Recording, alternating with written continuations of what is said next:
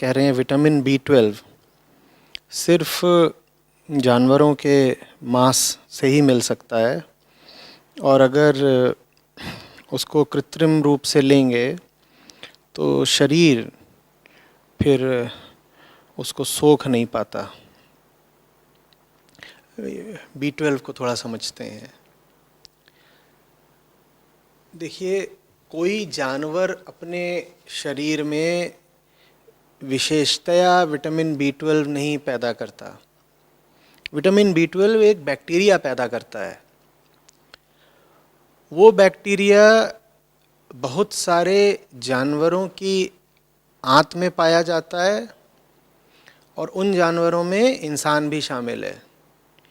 जो bacteria vitamin B12 पैदा करता है वो इंसान की आंत में भी पाया जाता है, और बहुत सारे अन्य जानवरों की आंत में पाया जाता है, और वही बैक्टीरिया मिट्टी में भी पाया जाता है। तो वहाँ से आता है विटामिन B12। अब सवाल ये है कि इंसान को फिर क्यों नहीं मिलता है विटामिन B12 जब उसके अपने ही शरीर में बैक्टीरिया है जो उसका उत्पादन कर रहा है B12 का। इसलिए नहीं मिलता क्योंकि वो जो B12 है जो हमारे शरीर में पैदा होता है बैक्टीरिया के द्वारा, वो शरीर में आंत में इतना नीचे पैदा होता है कि उसका एब्जॉर्प्शन, उसको सोखना, उसका संश्लेषण भी संभव नहीं हो पाता है। तो वो मल के साथ साथ शरीर से बाहर चला जाता है। शरीर से बाहर चला जाता है, लेकिन मिट्टी में वो मौजूद रहता है। अब प्रकृति में जितने भी जानवर हैं वो जब घास खाते हैं या फल वगैरह खाते हैं तो पहली बात तो वो फलों पर कोई रसायन लगा करके उनको साफ नहीं करते। दूसरी बात, वो जिस मिट्टी से खा रहे होते हैं वो बहुधा फर्टिलाइज़र्स वगैरह के अत्यधिक इस्तेमाल के कारण बिल्कुल मार नहीं दी गई होती है। जब आप मिट्टी पर रसायनों का बहुत इस्तेमाल करते हो ताकि उसमें से फसल पैदा हो सके, तो मिट्टी में जो तमाम तरह के बैक्टीरिया होते हैं वो मर जाते हैं। ठीक है, वो बैक्टीरिया भी मर जाता है जो विटामिन B12 पैदा करता है। लेकिन जानवरों को फिर भी मिल जाता है। कैसे मिल जाता है कि जानवर ने घास खाई, पत्ती खाई, फल खाया, तो उसने धो पोंछ के नहीं खाया। धो पोंछ के नहीं खाया तो अगर वो फल खा रहा है या पत्ती खा रहा है तो उस पर मिट्टी के बारीक कण पड़े हुए हैं। मिट्टी के उन बारीक कणों में विटामिन B12 भी मौजूद है, क्योंकि मिट्टी में ही वो बैक्टीरिया है जो विटामिन B12 बना रहा है। इंसान जंगल से बाहर आ गया है और हम अपने आप को बहुत ज़बरदस्त रूप से सभ्य वगैरह बोलते हैं, और सभ्यता के नाते हमने दो काम करे हैं। पहला ये कि हमने अपनी मिट्टी को निष्प्राण कर दिया है। हमने अपनी मिट्टी में वो सब रसायन भर दिए हैं जो फसल के लिए उपयोगी हैं। ठीक है, पोटेशियम उसमें डाल दो, नाइट्रोजन उसमें डाल दो, तो ये सब हम उसमें अपना भरते रहते हैं। लेकिन जो चीज़ें फसल के लिए उपयोगी नहीं हैं उनको हम मिट्टी से बिल्कुल मार ही देते हैं। तो इंसान ने मिट्टी से B12 को मार दिया, तो उसमें से जो फिर फसल भी उग रही है उस पर अगर थोड़ी बहुत मिट्टी मौजूद भी है, और याद रखिए आप कितना भी साफ कर लें उस पर ज़रा ज़रा से जो कण हैं मिट्टी के वो तो मौजूद रहते ही हैं, लेकिन उनमें B12 नहीं होता क्योंकि आपने मिट्टी की दुर्गति कर डाली है। और अगर उस पर थोड़ी बहुत मिट्टी मौजूद भी रह गई, उस पर थोड़ा बहुत B12 मौजूद भी रह गया, तो पहले तो आपके हाथ में आने से पहले चाहे चावल हो, चाहे गेहूं हो, चाहे सब्जी हो, चाहे फल हो, उसको तमाम तरीके की यांत्रिक और रासायनिक प्रक्रियाओं से गुजारा जाता है, कभी उसका छिलका उतारा जा रहा है, कभी उस पर कोई स्प्रे करा जा रहा है, और उसके बाद जब वो आपके घर पहुंचता है तो आप भी उसकी जबरदस्त रूप से सफाई करते हो। तो दो तरफा मार पड़ी। अब उस पर B12 बचा ही नहीं।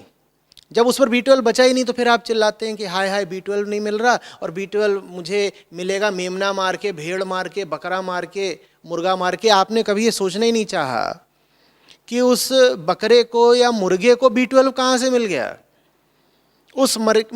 उस बकरे को, मुर्गे को भी B12 उसी मिट्टी से मिला है जिस मिट्टी से आपके लिए फसलें आती हैं। बात समझ में आ रही? लेकिन अब हमने ये अपनी दुर्गति तो कर ही ली है। फिर भी ये तर्क कतई न दिया जाए कि विटामिन B12 मिलता नहीं है सब्जियों में, इसी से ये सिद्ध होता है कि प्रकृति चाहती है कि हम जानवरों को मारें। नहीं साहब, प्रकृति ने तो ऐसी व्यवस्था बिल्कुल कर रखी थी कि विटामिन B12 के लिए आपको किसी जानवर को मारना ना पड़े। प्रकृति ने कह रखा था कि तुम पत्तियां खाओ, फल खाओ, सब्जियां खाओ, अन्न के दाने खाओ, उसमें तुमको B12 मिल जाएगा। ठीक वैसे जैसे जंगल के तमाम जानवरों को मिल जाता है B12। उन्हें कैसे मिलता है B12? थोड़ा सोचिए। जैसे उनको मिल जाता है वैसे आपको भी मिल जाता है। लेकिन पहली बात, हमने अपनी मिट्टी को बेजान करा, और दूसरी बात, हमारे पास जो उस मिट्टी से पैदावार आ रही है वो तमाम तरीके के रसायनों में डूब के आ रही है। इसीलिए हमें B12 नहीं मिल रहा है। इसमें प्रकृति का कोई दोष नहीं है। और B12 की दुहाई देके ये मत सिद्ध करिएगा कि साबित हो जा रहा है कि प्रकृति ही चाहती है मांसाहार करें। नहीं, प्रकृति ऐसा नहीं चाहती है। खैर, B12 अब आए कहाँ से? तो उसके लिए आपको सप्लीमेंट्स लेने होंगे, या उसके लिए आपको B12 फोर्टिफाइड फूड लेना होगा। और जैसे मैं ये बोलूँगा, बहुत लोग बिल्कुल चिल्ला पड़ते हो, कहते हैं अरे अरे ये तो कृत्रिम हो जाएगा, हम शरीर में B12 क्या सप्लीमेंट्स के माध्यम से पहुँचाएं? अच्छा, तो अभी ये जो कोविड महामारी फैली हुई है, इसकी जो वैक्सीन बनेगी वो भी तो कृत्रिम है ना, उसको क्यों पहुँचा रहे हो शरीर में? और पोलियो की दवाई और टिटनेस का टीका और DPT और चेचक और तमाम तरीके के जो तुम वैक्सीनेशंस लेते हो, वो क्या जंगल में पाए जाते हैं, पेड़ों पे लगते हैं, प्राकृतिक हैं? वो भी तो फैक्ट्रियों में ही निर्मित होते हैं ना। जब तुम बुद्धि लगा करके फैक्ट्रियों में निर्मित वैक्सीन अपने शरीर में ले लेते हो, अभी कोरोना की वैक्सीन आएगी, कितने लोग हैं जो कहेंगे नहीं चाहिए?